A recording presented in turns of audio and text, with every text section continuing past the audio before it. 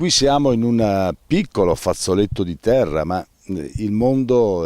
oggi è globale, è un mondo aperto, è un mondo che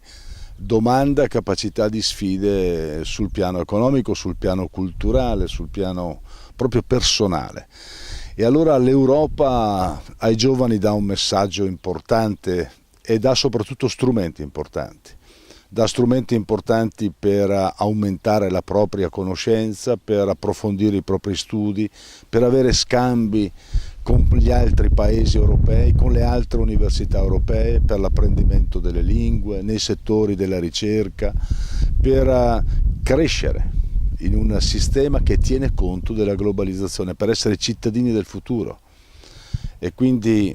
i giovani devono credere all'Europa, perché l'Europa non è il domani, è già l'oggi della nostra dimensione, perché non c'è più nessuna attività economica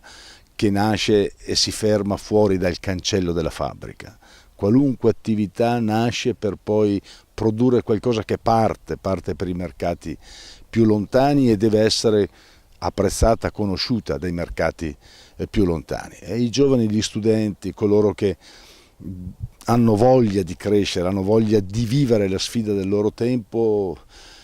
devono credere veramente in questa Europa e soprattutto credere nei mezzi, nelle risorse, negli strumenti che l'Unione Europea mette a disposizione. Sono davvero tanti, sono sempre più numerosi gli studenti che vi aderiscono